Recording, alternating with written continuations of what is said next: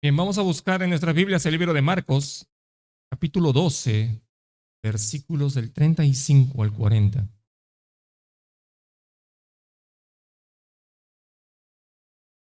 ¿Lo va encontrando? Vamos poniéndonos de pie. Marcos 12, del 35 al 40.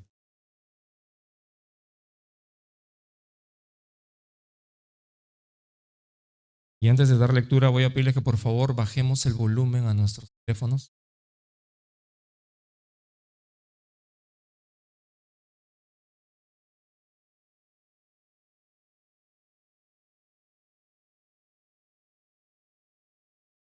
La palabra del Señor dice así: enseñando Jesús en el templo decía, ¿cómo dicen los escribas que el Cristo es hijo de David? Porque el mismo David dijo por el Espíritu Santo: dijo el Señor a mi Señor, siéntate a mi diestra hasta que ponga a tus enemigos por estrado de tus pies. David mismo le llama Señor. ¿Cómo pues es su hijo? Y gran multitud del pueblo le oía de buena gana.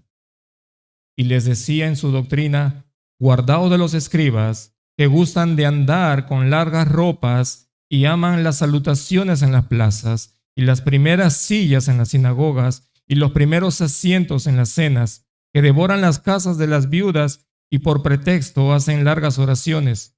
Estos recibirán mayor condenación. Vamos a tomar asiento, mis hermanos.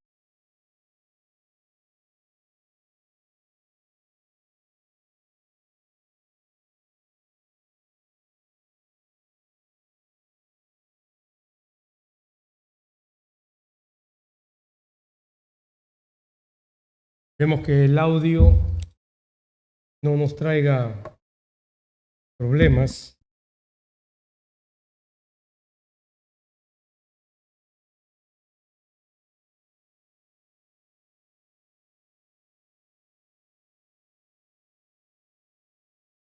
Creo que la tecnología no es nuestra amiga, ¿no? Dios nos ayude en estas cosas.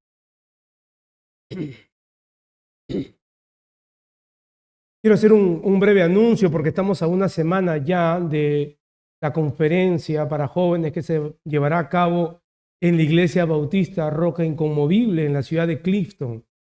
Este viernes y el sábado estaremos a partir del viernes y a partir de las 7 de la noche hasta las 9 de la noche y el sábado de 9 de la mañana hasta las 5 de la tarde. Así que todos los jóvenes entre 16 y 30 años están invitados. Estará exponiendo el pastor Avi, que es el pastor de la Iglesia Bautista Roca Inconmovible, pastor Harvey Martínez, que también ya conocen, y mi persona. Así que si quieren mayor información, en el momento que estemos en el café, por favor me preguntan. Si tienen 15 años también pueden ir. Yo consulté con el pastor de jóvenes allá, me dijo que no había ningún problema. Así que hago mención de ese anuncio porque ya tenemos que coordinar cómo va a ser la salida de aquí el día viernes. Seguimos con nuestra exposición del Evangelio de Marcos. Quiero señalar algo entrando ya en el texto. Existen una serie de doctrinas que conocemos como doctrinas secundarias. No sé si está familiarizado con ese término, pero hay una serie de doctrinas que conocemos como doctrinas secundarias, en las cuales, aunque no todos estemos de acuerdo, aunque no todos lleguemos a un consenso, no significa que no nos consideremos hermanos. Algunas de estas doctrinas, por ejemplo, son el bautismo de infantes. Sabemos que las iglesias reformadas presbiterianas bautizan infantes. Son doctrinas secundarias. También la estructura de la iglesia. Nosotros somos una iglesia congregacional. Hay otras iglesias que tienen un presbítero. Asunto de escatología también. Si hay rapto, si no hay rapto, si el milenio es literal, si el milenio no es literal. Estos asuntos son doctrinas secundarias. También acerca de la continuidad de ciertos dones. Todas estas doctrinas, muchas de ellas también pueden ser hasta terciarias, no deben dividir el cuerpo de Cristo. Pero hay aquellas doctrinas que conocemos como doctrinas primarias. Y estas doctrinas primarias definen una verdadera fe en el Cristo bíblico. Y estas Estas doctrinas no son negociables. Una de ellas es la divinidad de Cristo. Cualquiera que rechace la divinidad de Cristo no puede ser salvo. ¿Y por qué? Se preguntan, y gracias por la pregunta. Porque la eficacia de la obra redentora de Jesús quedaría anulada para esa persona.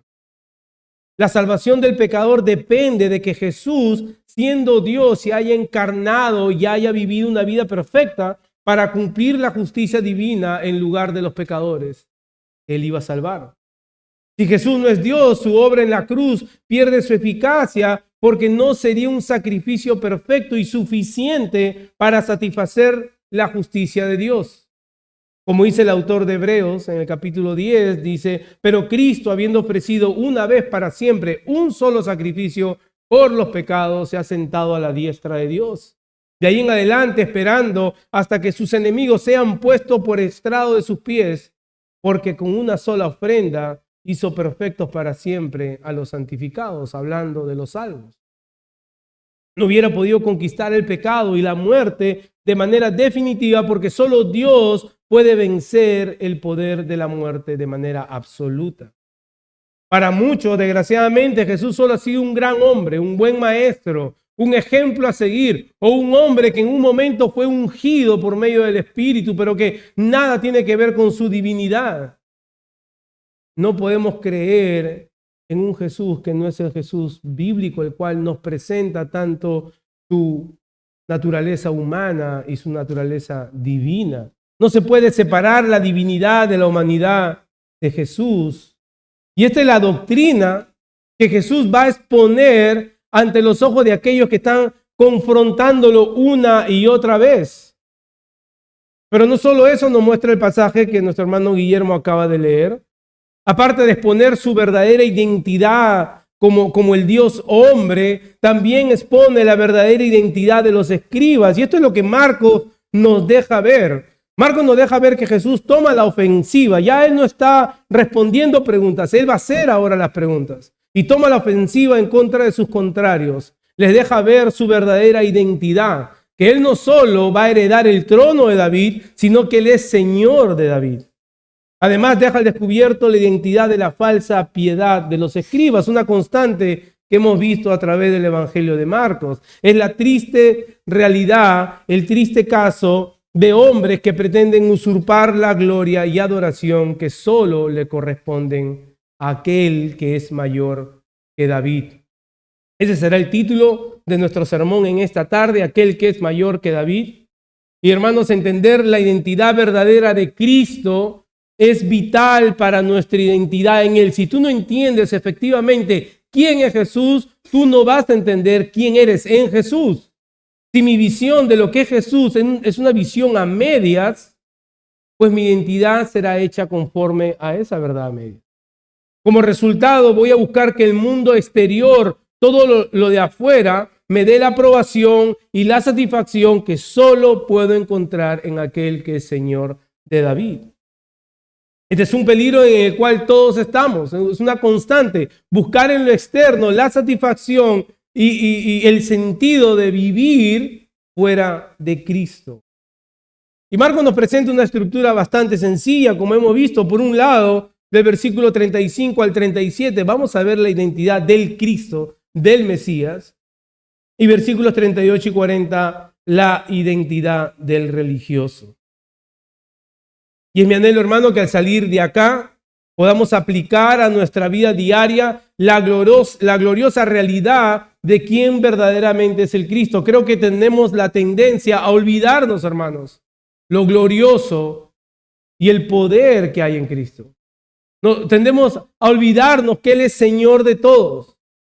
Pero también, hermanos, esperemos que el Espíritu Santo nos ayude a reconocer aquellas áreas en nuestra vida que podrían estar reflejando una falsa piedad. Podríamos estar reflejando simple apariencia. Para todo ello necesitamos que el Espíritu Santo aplique la palabra de verdad en el corazón de la iglesia. Y le voy a pedir que brevemente me acompañen en oración, hermanos, para que el Señor nos ayude en esta hora. Señor, es nuestra intención recibir tu palabra tal y como tú la has dado, Señor. es la intención del que expone, pero también es la intención del que escucha. Que tu palabra no sea manipulada, que tu palabra sea entregada, Señor, fielmente. Aún en medio de nuestras limitaciones, Señor, lo entendemos, en medio de nuestras debilidades. Y por eso, Señor, que dependemos del Espíritu Santo, porque sin Él, Señor, esta palabra no va a traer el efecto, Señor, que tú intencionas. Así que sea tu Espíritu, Señor, ayudándome a exponerla fielmente, pero también ayudando a nuestros corazones, Señor, para abrazar las verdades que en ella tú transmites. En Cristo Jesús. Amén. Como hemos visto hasta ahora, hermanos, nuestro Señor ha sido objeto de una serie de confrontaciones con diferentes grupos religiosos. Estos líderes religiosos, cada uno les ha traído preguntas con el afán de tentarle, con el afán de probarles. Pero el Señor les ha contestado de manera que ellos solo pueden quedarse atónitos, se han quedado sin palabras. El último de ellos, como vimos la semana pasada, un escriba osado, que como vimos en el Evangelio de Mateo, tiene la intención de tentar a Jesús. Tiene la intención de probar a Jesús y de hacerle caer. No era un escriba que tenía curiosidad. Le ha hecho una pregunta con la cual quizás él pretendía ver cuál de los tantos mandamientos que ellos tenían, Jesús le daría mayor prioridad. En la respuesta del escriba podríamos quizás pensar de lo que él tenía en la mente era algún tipo de ley ceremonial, ya que menciona sacrificios y holocaustos. Jesús concluye diciendo al escriba, no estás lejos del reino. Y por esa respuesta, dice el texto que nadie se atrevía a hacerle otra pregunta.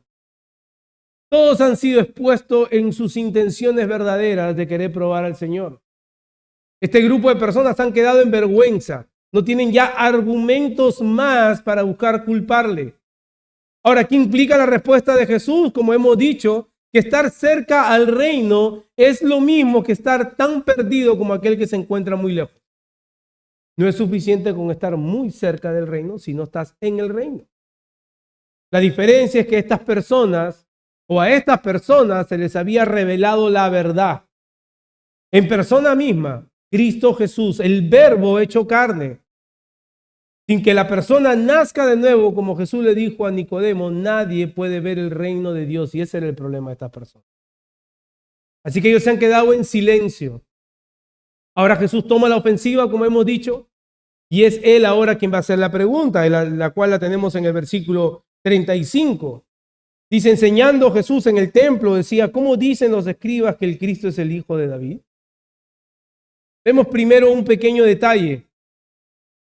La persistencia de Jesús de seguir enseñando. No hay nada que distraiga a Jesús de aquello para lo cual Él ha sido enviado, pregonar, anunciar el Evangelio. Esto lo vemos desde el principio de su ministerio. Nada lo va a desenfocar a nuestro Señor de cumplir, de pregonar el Evangelio. Crean en el Evangelio, dice el comienzo del Evangelio de Marcos. Lo cual vemos ahí el ejemplo de Jesús para nosotros como iglesia. En medio de las dificultades, en medio de toda circunstancia, la iglesia no puede abandonar el mensaje del Evangelio. Debe seguir siendo pregonado, sea quien sea que esté parado aquí en el púlpito.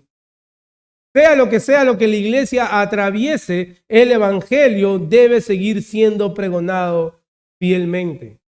Eso lo vemos como ejemplo de nuestro Señor Jesús, que a pesar de todo y todos los ataques que recibía, como dice el texto, Él seguía enseñando en el templo, en un contexto bastante hostil, porque está tocando esa fibra sensible de la religiosidad de los judíos.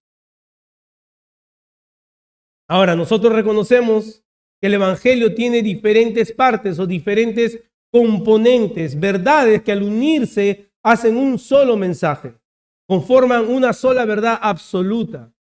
¿Cuál es esa verdad? La verdad de cómo Dios desde la eternidad ha diseñado la salvación de los suyos a través del sacrificio de su Hijo Jesús. Esa es la verdad del Evangelio. Que Jesús fue enviado por el Padre, que fue movido en amor Y primeramente amor a su propio nombre, la gloria de su nombre, pero también amor por los suyos, por los que él iba a comprar. Dios no mandó a Jesús teniendo la mejor expectativa. Ojalá y al menos alguno se salve. Como una vez escuché un predicador decir de que si Dios hubiera sabido que al menos uno se iba a salvar, igual hubiera enviado a su hijo. No, él no envió adivinando o con la esperanza de que alguien se salvase. Él envió a su hijo dándole un pueblo desde la eternidad para que efectivamente en la cruz y a precio de sangre nos compre para él. Y ese es el evangelio. Pero no entender verdaderamente quién es el hijo es no entender el evangelio, porque Cristo mismo es el evangelio. Y eso es lo que exactamente Jesús expone aquí. Dice que en medio de su enseñanza hace la pregunta, dice, ¿cómo dicen los escribas que el Cristo es el hijo de David? Y si nosotros vamos al texto paralelo en Mateo, vamos a ver que la pregunta primero se la hace a los escribas. ¿Quiénes dicen ustedes quién es el hijo de David? ¿Quién dicen ustedes que es el Cristo? Y ellos dicen el hijo de David.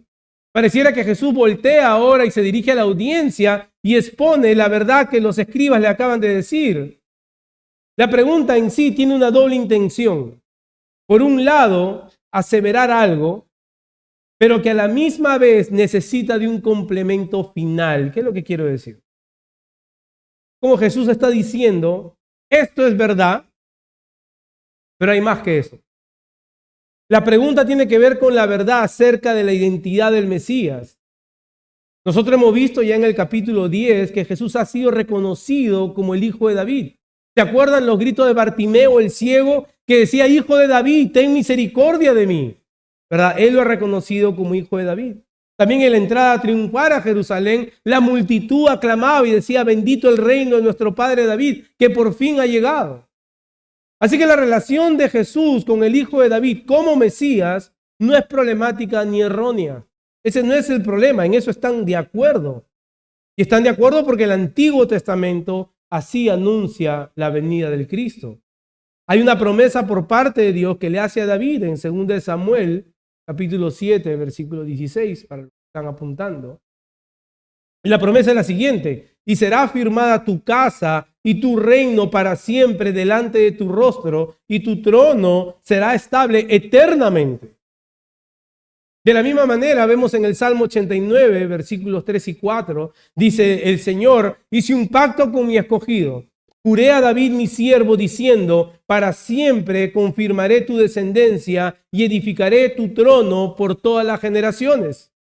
Pero quizás el más asombroso de todas las promesas la encontramos en Jeremías 30, versículo 9, donde dice, sino que servirán a Jehová su Dios, hablando del pueblo que iba a regresar del exilio, y a David su rey, a quien yo le levantaré, pero si David ya había muerto siglos atrás.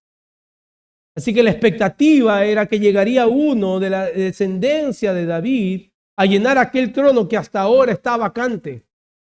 Así ha sido un reino prometido, ha sido un reino vacilante porque ningún rey pudo cumplir fielmente las expectativas que Dios tenía para el rey. Ha sido un reino vacante desde el exilio hasta ahora. El Señor no ha levantado ningún rey porque ese trono solamente podía ser ocupado por el verdadero David. Así que esta promesa es una promesa que ellos entendían muy bien. Todos entendían que el Mesías, el Cristo, el ungido, sería de la descendencia de David. El problema recae en que ese es solamente un conocimiento limitado que ellos tenían. Como hemos visto, algo que Marcos señala una y otra vez es la expectativa limitada y falsa que los líderes religiosos y la mayoría del pueblo tenían del Mesías. El punto de Jesús no es cuestionar realmente la precisión del entendimiento de los escribas, eso no es lo que está en discusión, pero la extensión de su entendimiento. Porque la pregunta no es si el Mesías es hijo de Dios, pero la pregunta debería ser si el Mesías es solamente hijo de Dios. Y hasta ahí nomás recae su responsabilidad o su persona. Y para probar su punto, Jesús cita un salmo muy conocido por ellos y muy citado en todo el Nuevo Testamento, Salmo 110, versículo 1. Dice Jesús en el versículo 36, porque el mismo David dijo por el Espíritu Santo, dijo el Señor, a mi Señor, siéntate a mi diestra hasta que ponga tus enemigos por estrado de tus pies. En este texto, hermano, Jesús lo que está haciendo es describir al Mesías no solamente como hijo de David, no solamente como la descendencia física de David, pero como el Señor de David. Los escribas no tienen cómo refutar esto.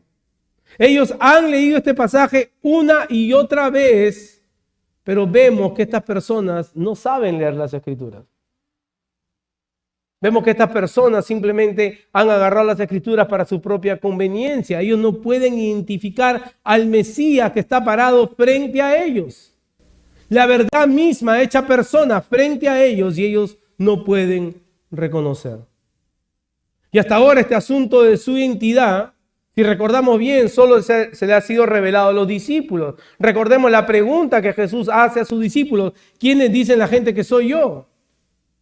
Y cuando les pregunta, ¿y quiénes dicen ustedes que soy yo? Recordamos la respuesta de Pedro. Pedro dice, tú eres el Cristo, el Hijo del Dios viviente.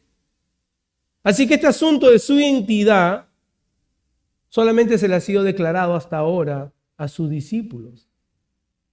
Y es como que en la respuesta de Pedro encerraba toda esta verdad que él ahora va a exponer. Tú no eres alguien menor que Dios. Tú eres alguien de la misma esencia de Dios. Tú eres Dios.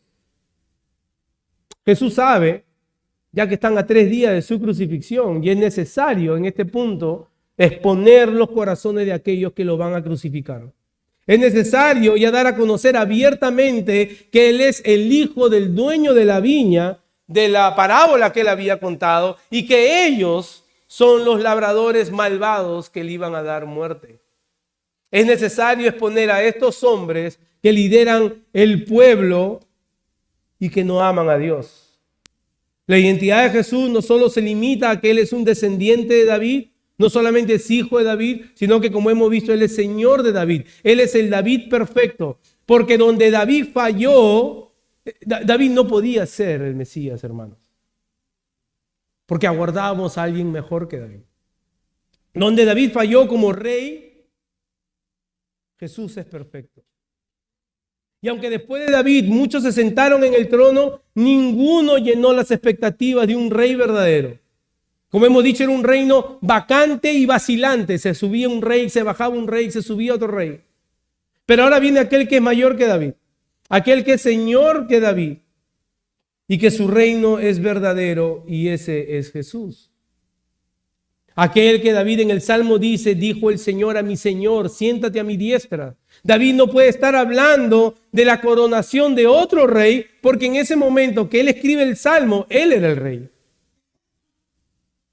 Y es muy importante entonces que cuando Jesús está citando el Salmo, veamos que Jesús dice que David dijo esto por medio del Espíritu Santo.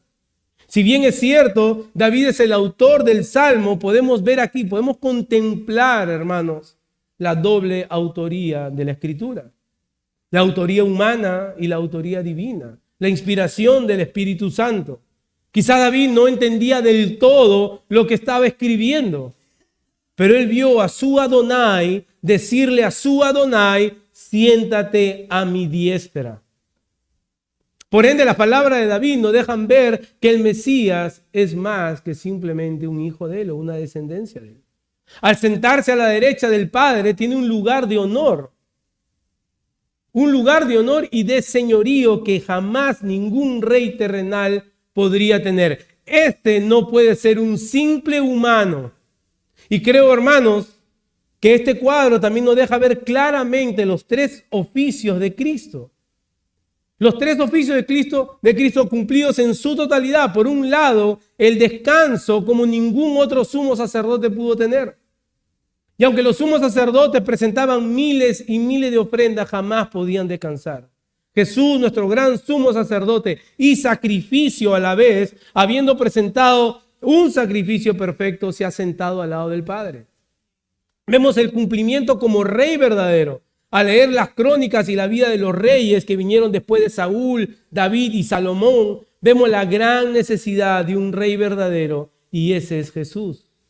Pero también vemos su oficio de profeta, porque ningún profeta habló de parte de Dios de la manera que Jesús lo hizo porque Él mismo era el Verbo encarnado. Él mismo era la palabra de Dios hecha carne. Y solo Él dio a conocer la voluntad perfecta del Padre para la salvación en Él.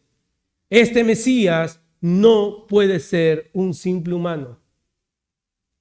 Y Marcos nos ha presentado, aparte de esto, varias razones por las cuales este es un ser divino. Es la presencia misma de Dios en Él, porque solo Dios puede perdonar pecados y Él lo ha hecho. En el Antiguo Testamento solo Dios puede levantar y calmar las tormentas y Jesús lo ha hecho. Vemos cómo los demonios se han sujetado a su autoridad, mostrándole aún reverencia que solo Dios puede tener. Pero esa autoridad también trae un juicio final.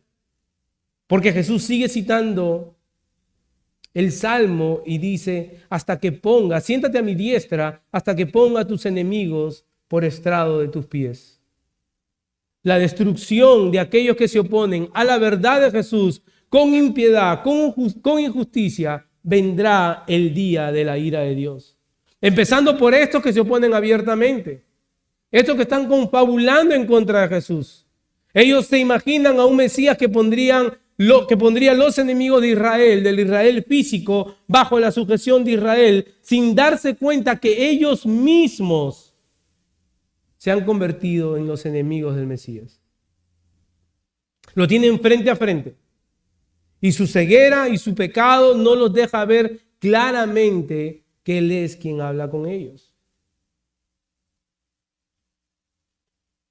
Dice que David mismo le llama Señor. ¿Cómo pues es su hijo?, pregunta Jesús. Y ante esta pregunta dice que la gran multitud del pueblo le oía de buena gana. Lo oía con buen gusto. Lo oía de manera interesada. Quizás el mismo interés y el mismo gusto con que tú estás aquí sentado. Quizás te cause interés todas estas cosas de Jesús. Esta gente nunca había escuchado a nadie enseñar con la autoridad que enseñaba Jesús. Pero no es por buena gana, no es ni por un buen gusto, no es ni porque te entretenga la respuesta que espera el Señor de nosotros. Este resto de gente que lo escuchaba de buen gusto debió de caer en adoración inmediatamente. Y ahí vemos, hermano, la extensión de la depravación del hombre, porque podríamos estar concentrados solo en estos líderes religiosos que son culpables, pero también el resto de las personas, porque el mismo Mesías está delante de ellos. Esta depravación del hombre no conoce estatus, no conoce posición económica, no conoce niveles intelectuales. Todos han sido afectados por el pecado, de tal manera, como cité hace un momento, como Jesús le dijo a Nicodemo, sin nacer de nuevo, no pueden ver el reino de Dios. Todos son culpables. Eso es lo que Marcos nos muestra al señalar que esta multitud de personas lo único que hicieron fue escuchar atentamente y con buen gusto.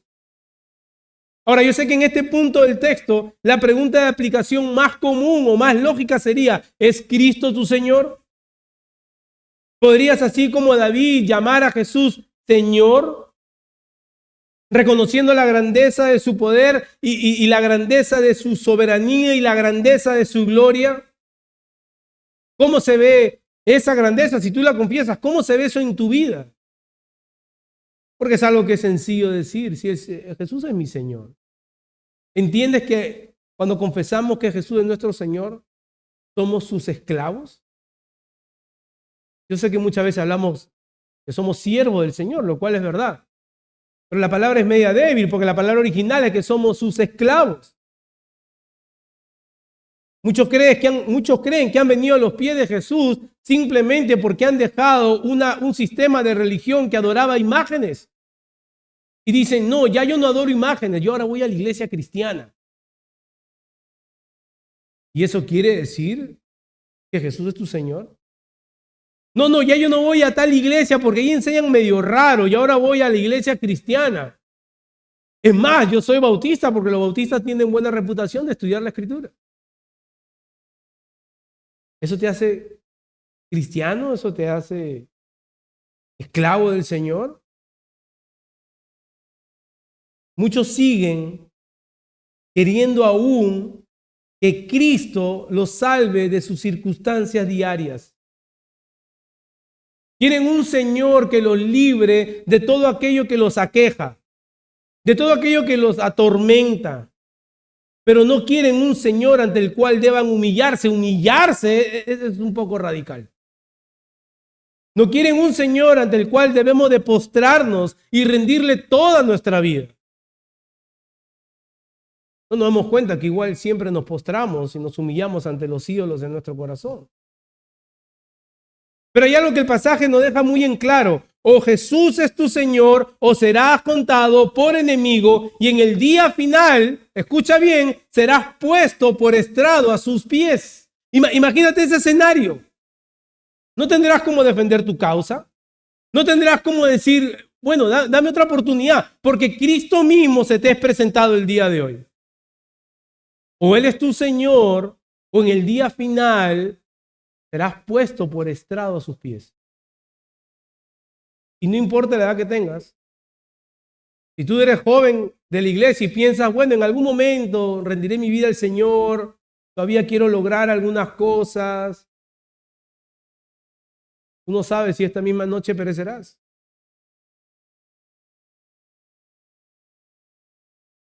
Ahora, posiblemente nosotros decimos, sí, Jesús es mi Señor, Él tiene toda la autoridad en mi vida, quiero llevar una vida que le complazca a mi Señor y amén a eso, ¿verdad? Todos diríamos amén a eso.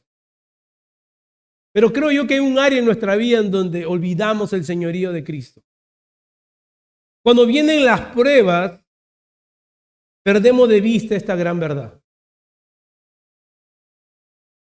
Porque de un momento a otro, sucede en nuestra mente, pues así como razonamos, nuestro Señor perdió el control de todo. Este Señor ante el cual yo me humillo, ha permitido por descuido que venga tal prueba a mi vida que me siento completamente solo y abandonado. Este Señor ha sido negligente. ¿Cómo permite que mi situación económica atraviese estas cosas? Yo que he sido tan buen empleado. ¿Cómo mi matrimonio puede estar enfrentando estas circunstancias?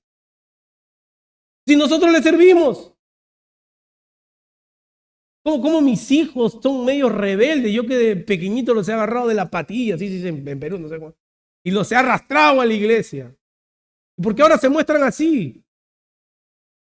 Definitivamente este Señor es Señor, pero hay ciertas áreas que Él descuida. Es así como razonamos, hermano. En medio de la prueba, comenzamos a ver una media verdad. ¿Cuál es esa media verdad? La media verdad es que los problemas están ahí. Nadie lo puede negar, pero no veo el cuadro completo. Y déjenme usar una historia del Antiguo Testamento para ilustrar esto. Cuando Eliseo y su siervo estaban siendo perseguidos, escuchen la exclamación de su siervo, según de Reyes 6. Dice que vio un ejército con caballos y carros que le rodeaban y dijo, ¡ah, Señor mío! ¿Qué haremos? Ahora, la media verdad, nadie puede negar, es que el peligro estaba ahí. Nadie puede negar que ahí estaba la situación difícil. Eso es lo que veía el siervo de Eliseo. Es lo que vemos nosotros cuando viene la prueba. La prueba está ahí, delante de nosotros. No podemos cerrar los ojos e ignorar la situación que estamos enfrentando. Pero esa es una media verdad. Miren la respuesta de Eliseo. No temas, le dice. ¿Se le hace conocida esa palabra? No temas. Confiar. Porque los que están con nosotros son más de los que están con ellos. Eliseo entonces oró y dijo, oh Señor, te ruego que abras tus ojos para que vea. Y el Señor abrió los ojos, dice, del criado y miró que en el monte estaba lleno de caballos y carros de fuego alrededor de Eliseo. Juan en su evangelio registra las palabras de Jesús hablando de las aflicciones, palabras que nosotros nos repetimos los unos con los otros. En el mundo tendréis aflicciones, pero confiad, no teman, yo he vencido al mundo. La media verdad, hermano, es que las aflicciones están ahí. Llegarán tarde o temprano la aflicción a tu matrimonio, en la crianza con tus hijos, en tu situación económica, en tu soltería, en tu adolescencia, en tu jubilación. Pero la verdad completa es que aquel que es mayor que Eliseo, aquel que es mayor que los carros de fuego, es aquel que ha vencido al mundo y es aquel que está con nosotros. Y esa es la verdad completa. Él no solo es Señor nuestro, hermanos, Él es Señor de todo, absolutamente de todo. Y nada se mueve si no es por su voluntad. Y esa es la verdad en la cual nuestra fe debe estar anclada, hermanos. Si no, vamos a ser movidos de un lado para otro.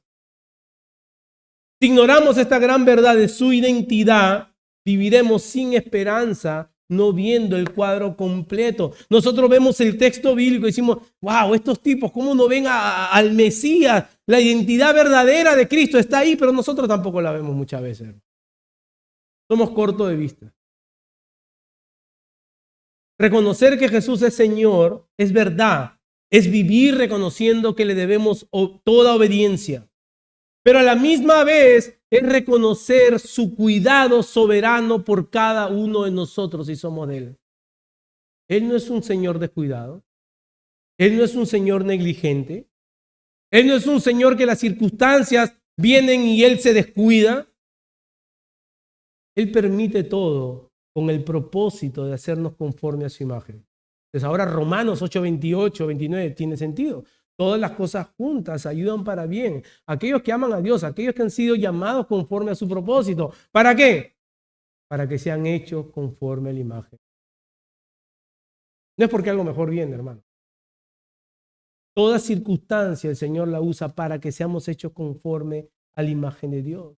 Entonces, en tu circunstancia no debes preguntarte, lo hemos dicho otra vez, no debes preguntarte, Señor, ¿qué pasó aquí? ¿Por qué estoy enfrentando esto? Es, Señor, ¿cómo puedo enfrentar esto sabiendo que tú eres Señor? ¿Cómo puedo permanecer fiel sabiendo que tú tienes control de todo? Esa es la pregunta que debemos hacernos. Pero déjame preguntarte, ¿qué circunstancias destronan a Jesús del trono de tu corazón? Tú sabes la respuesta. Tú sabes qué aflicciones se hacen mayores que el Señor de David, que es nuestro Señor. ¿Cuáles son aquellas cosas en donde perdemos de vista o cuando nuestra vista se nubla y no vemos la verdad total, absoluta, que Jesús es Señor de señores? Y así como Eliseo oró al Señor para que los ojos de sus siervos sean abiertos, así, hermano, debemos orar para que el Señor, por medio de su Espíritu, nos recuerde el señorío de Jesús, que es total en todas circunstancias. Ahora, la ofensiva de Jesús, volviendo al texto, y no solamente él clarifica su identidad como alguien que es más que un simple descendiente de David, sino que David ha declarado estas palabras por medio de la inspiración del Espíritu. Pero ahora Jesús va a exponer la verdadera identidad de estos religiosos. Miren el versículo 38. Y decía en su doctrina, guardaos de los escribas que gustan de andar con largas ropas y aman las salutaciones en las plazas y las primeras sillas en las sinagogas y los primeros asientos en las cenas, que devoran las casas de las viudas y por pretexto hacen largas oraciones. Estos recibirán mayor condenación. Es asombroso ver, hermanos, que parte de la enseñanza de Jesús, y decía en su doctrina, parte de la enseñanza de Jesús es advertencia. Lleva advertencia directa. Nosotros no estamos acostumbrados a este tipo de doctrina. Nosotros simplemente queremos que se nos diga algo que nos ayude a sentirnos mejor. Yo sé, hermano, que ustedes están esperando que en algún momento haya algún tipo de mensaje motivacional. No llega aún, hermano, pero espero que el señorío de Cristo sea suficiente motivación para tu vida. La doctrina, hermano, como la doctrina de Cristo, debe llevar advertencia, porque la doctrina nos edifica, nos advierte. Y este es el modelo que la iglesia debía de seguir. Por eso la importancia de que Marcos registre esto en su evangelio. Estas son las propias palabras del apóstol Pedro, dictándole a Marcos, para que la iglesia que iba a ser perseguida, para la iglesia que estaba siendo naciente, sepa de estas advertencias y sepa cómo debía enseñar. Si vamos a perseverar en la doctrina, hermanos, esa doctrina debe ir acompañada por advertencias. Por eso Marcos dice, y les decía en su doctrina. Perdón. Muchos tienen miedo hoy de cómo la doctrina puede dividir la iglesia. Y no estoy hablando de algún mito, es realidad. Entre nosotros mismos puede haber ese temor. Leía la página web de una iglesia muy concurrida en Nueva York, un gran eslogan, era su eslogan de presentación. Decía, somos una iglesia que le da la bienvenida a todos. Hasta ahí, ningún problema, obviamente. Para que cada uno sea la mejor versión de lo que puede ser. Exacto, hermano, amén.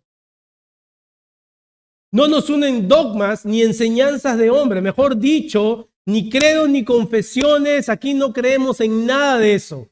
Ese es un peligro, hermano. En otras palabras, aquí la doctrina no es permitida. ¿Por qué? Porque la sana doctrina expone todo aquello que nosotros hemos malentendido acerca del Evangelio. La sana doctrina la expone. Y tu corazón va a ser o endurecido o va a ser ablandado. O vas a salir corriendo cuando la doctrina sea expuesta y te des cuenta de los graves errores en los que hemos caminado por muchos años. O vas a decir, wow, Señor, gracias por tu gracia. Gracias por dejarme ver lo ciego que estaba. La sana doctrina, hermano, expone todo aquello que hemos malentendido y que hemos mal usado respecto al Evangelio. La sana doctrina va a exponer si tienes un corazón enseñable o no. Y por eso la importancia del discipulado entre la iglesia local. Porque el discipulado va a exponer qué tan enseñable es tu corazón. Yo, discipulado, tengo 30 años de creyente. ¿Sí? Yo leía William Hendrickson, creo que es, que era maestro de maestros en el seminario de Dallas. Y en una reunión, él tenía 85 años, en una reunión se para y dice, discúlpeme hermano, me tengo que ir porque la persona que me disipula me está esperando. Y quien lo disipulaba era un viejito de 92 años. Y este señor ha escrito libros increíbles, comentarios increíbles. Y aún así tenía un corazón enseñable porque siempre hay algo que aprender, hermano. El pastor mismo es discipulado por la iglesia. Y debe ser discipulado por otros hermanos y por otros pastores. Así que nadie puede decir que no necesita discipulado. La sana doctrina es necesaria porque va a exponer las verdaderas intenciones de nuestro corazón, las intenciones del hombre. Y este es el modelo de Jesús. Esto no es algo que nosotros nos estamos inventando. Y dice que parte de esa doctrina, entonces, decía, guardado de los escribas. ¿Qué quiere decir? Ojo con los escribas.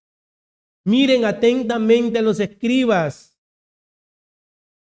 La cosmovisión acerca de la espiritualidad en la iglesia es completamente opuesta a lo que la religión ofrece. Completamente opuesta. Y Jesús les está diciendo, no se dejen sorprender por lo que hacen los escribas. Mantengan los ojos bien abiertos. Porque en nuestra debilidad podemos llegar a admirar personas que lucen bien por afuera, pero que su vida privada son un desastre. Su familia son un desastre, su economía es un desastre, su reputación con otros dentro de su trabajo, en su vecindario es un desastre, pero lucen bien por afuera. Así que la advertencia es eso, cuidado con los escribas o cuidado con tales. Ahora, no estamos hablando, hermanos, de la lucha que todos libramos, porque no quiero tampoco que esto lo desmotive. Porque si realmente exponen nuestro corazón públicamente, hermanos, nos sentiríamos un fracaso y un desastre.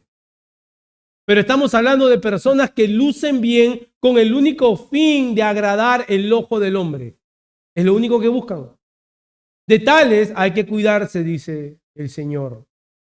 Porque muchos van a llegar así en la iglesia, muchos con un trasfondo religioso, habiendo creído posiblemente verdades del Evangelio, podrían llegar a la iglesia y comenzar a vivir una vida de apariencia. Ahora, podríamos preguntarle al texto, ¿Por qué Jesús tenemos que cuidarnos de los escribas? Y Jesús nos da al menos 5 características de estos religiosos. Primero, les gusta andar con largas ropas. Ahora, hermano, obviamente Jesús no tiene ningún problema con las ropas largas. ¿Ok? No es el punto. Pero la intención del escriba o del religioso era una simple apariencia. Conocemos personas así, ¿verdad? ¿Sabe a quién usted conoce que es así? Usted mismo y yo mismo. Porque muchas veces nos conducimos así, hermano, esa es la verdad. Muchas veces simplemente vivimos en una apariencia. Usted pensaba que yo iba a mencionar a alguien, ¿no? Señor, reprenda su corazón, hermano. Ahora, la Reina Valera traduce la palabra original como gustar. Dice que les gusta andar con largas ropas. Y no nos deja ver quizás el énfasis que Jesús está haciendo, porque la palabra real es aman. Ellos aman con gran pasión verse de cierta manera para que las personas los admiren.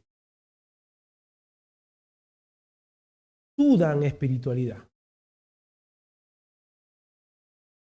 Así que una de las primeras características de un religioso, y como iglesia debemos de cuidarnos y estar atentos, es de aquellos que simplemente son pura apariencia. Y cuando digo que tenemos que cuidarnos, estoy hablando de nosotros mismos, hermano.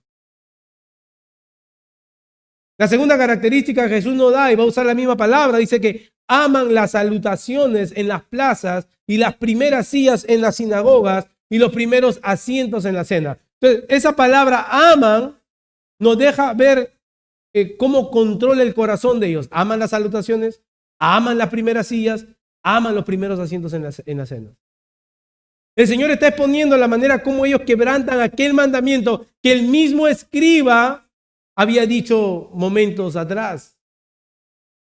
Que amarás a Dios con todas tus fuerzas, con toda tu mente, con toda tu alma, y al prójimo como a ti mismo. Y ellos hacen completamente lo opuesto.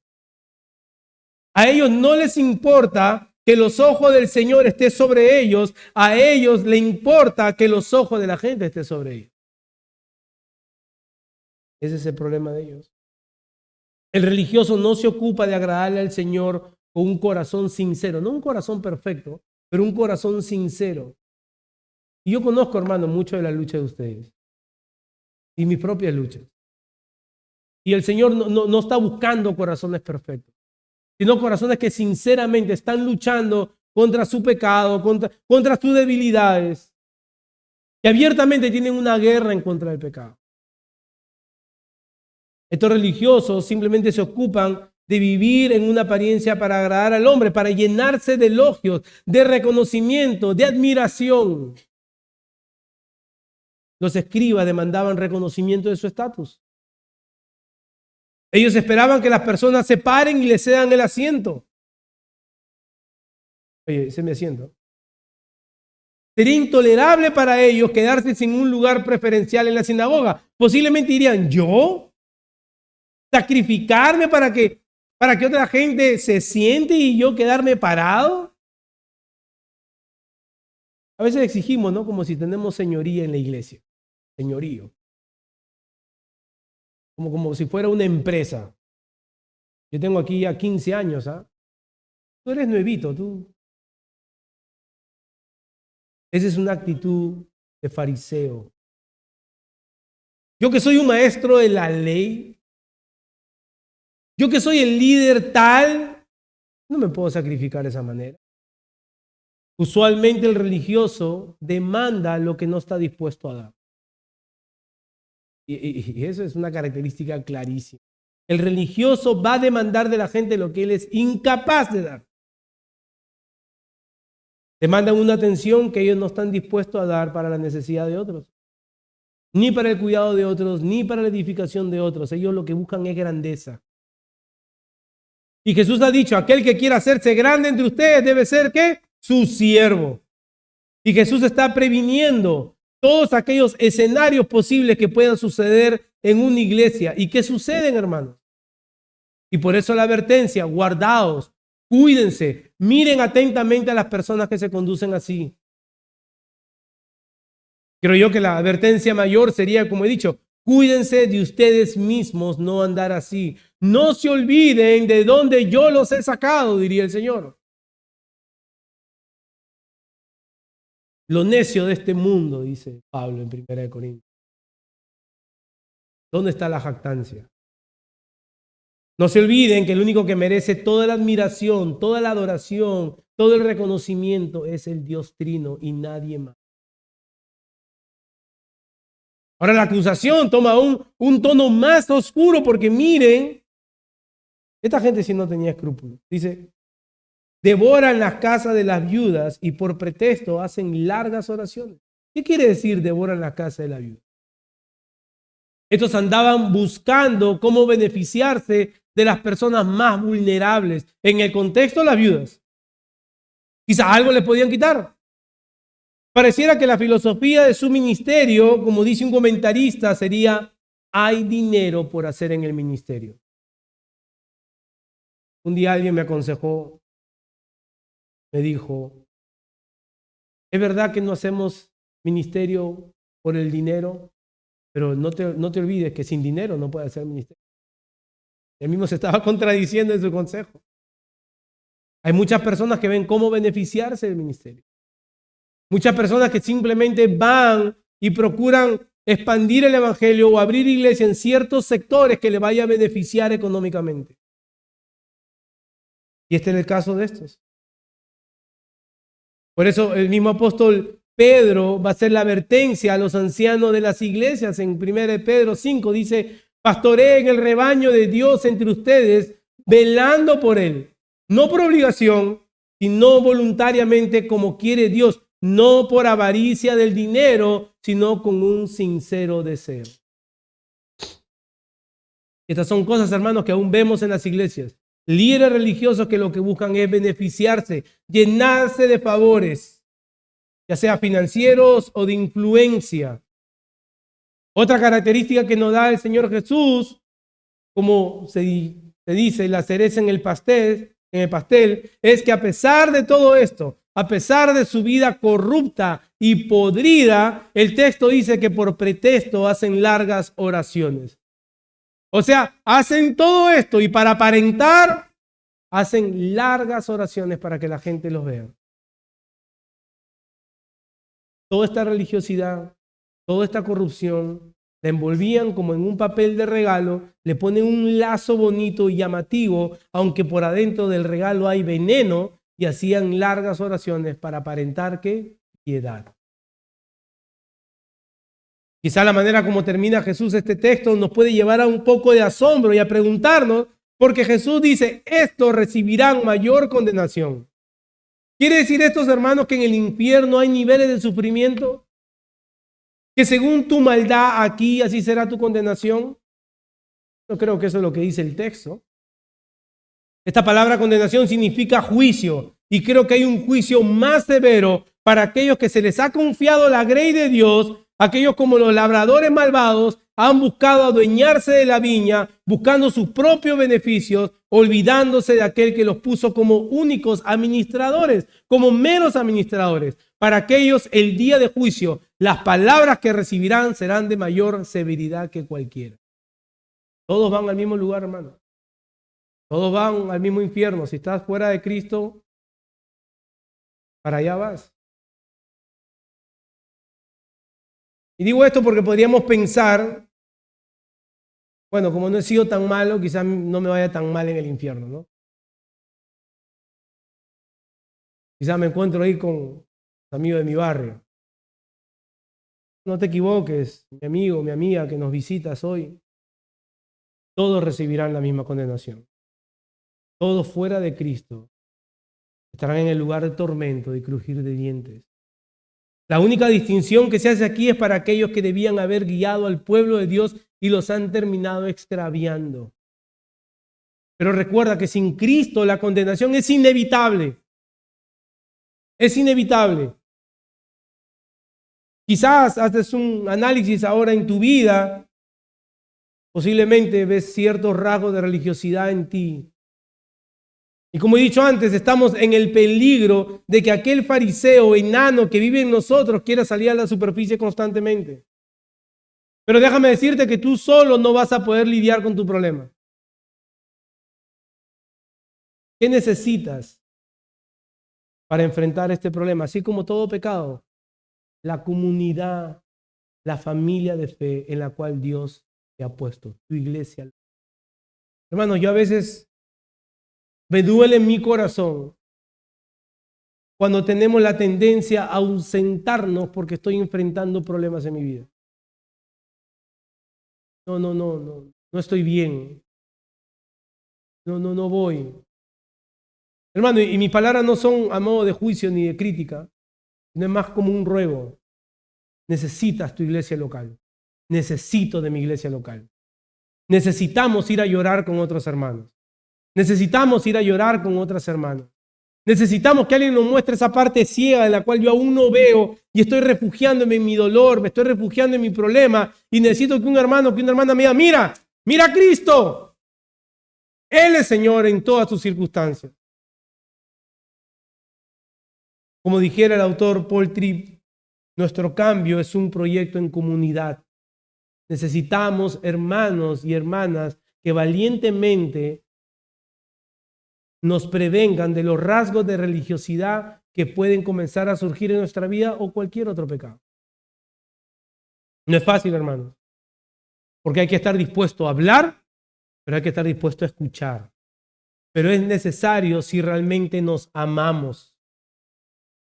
Si realmente nos amamos como debiéramos amarnos, hermanos, vamos a ver la necesidad que por encima del amor de mi nombre debe estar el amor a mi hermano. Y muchas veces no lo hacemos porque yo no quiero quedar mal. La excusa es, no, ¿quién soy yo para decir tan mal? La verdad es que amas mucho tu prestigio, amas mucho tu reputación y no quieres decirle a tu hermana, aquí vamos a... O hermano. Si el amor es genuino, nos vamos a exhortar los unos con los otros en amor y en humildad.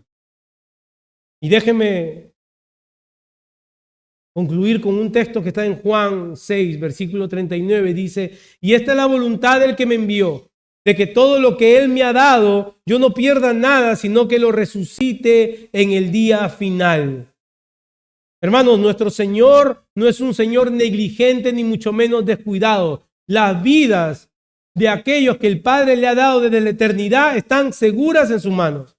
Su señorío, su autoridad también está presente en mi momento más angustioso, en mi momento de mayor aflicción, en mi momento de mayor inseguridad, en mi momento de mayor insatisfacción. Cristo está presente en ese tiempo. Él está sentado en su trono y sus ojos están puestos sobre su pueblo. Confiemos en Él, hermano. Confiemos en Él porque su palabra es segura. Sus promesas son sí y amén en Cristo Jesús. Porque como dijo el apóstol Juan, mayor es el que está en nosotros que aquel que está en el mundo. También quiero mencionar que al ver las características de un religioso, en este caso los escribas, la raíz del problema del religioso es su autojustificación. ¿Qué quiere decir autojustificación? Cree en su propia justicia. Cree que sus obras le son suficientes para estar bien con Dios. Entonces, escuchan el Evangelio de buena gana. Nada más de buena gana. Pero no hay dolor por mi pecado. Pero no hay dolor al reconocer que verdaderamente estoy perdido, quebrado espiritualmente, en una bancarrota espiritual de la cual solo Cristo me puede sacar. Aquellos creen que sus obras les son contadas por justicia, pero la palabra dice bien claramente que tus obras, tus buenas obras, tus obras de justicia son como trapos de inmundicia, no que sean malas en sí, pero no te sirven para nada delante del Señor. No te sirve para ganar aquello que solo Cristo ha ganado en la cruz del Calvario. ¿Qué es la salvación eterna? La salvación eterna en gloria para pecadores como tú, para pecadores como yo. Y si tú aún estás confiando en tus propias obras, estás completamente perdido, completamente perdido. Y es mi anhelo el día de hoy, el anhelo de toda la iglesia, de la membresía de la iglesia, que no endurezcas tu corazón el día de hoy. Y así como David reconoció al Mesías como su Señor, tú ahora, habiendo sido expuesto a la verdad, puedas hacer lo mismo. Así como Pablo, que fue tumbado a tierra cuando era Saulo, puedes decir como él: Señor, ¿qué quieres que haga yo? Ve a él, corre a él, humíllate delante de él. Solo en él hallarás perdón para tus pecados. Su sangre derramada es suficiente para cubrir cualquier maldad que hayas cometido. Y serás reconciliado con el Padre. Serás salvo de la ira venidera. Oremos. Oh buen Dios, cuán agradable y dulce es tu palabra para nosotros. Más preciosa que todo el oro refinado. Más dulce, Señor, que la miel que destila del panal. Gracias te damos, Señor, porque tú nos has dado tu palabra a nosotros, miserables pecadores. Nos has dado a conocer los misterios de tu corazón, Señor. Nos has revelado a tu Hijo Cristo, aquel que en la cruz del Calvario, Señor, habiendo derramado su sangre y habiendo absorbido toda tu ira, compró un pueblo. Aquel pueblo, Señor, que ahora se reúne domingo tras domingo aguardando aquel día glorioso, Señor, en el cual tú nos llamarás nombre por nombre. Y con vestiduras blancas, Señor, todos adoraremos al Cordero que fue inmolado. Gracias te damos por este día. En Cristo Jesús. Amén.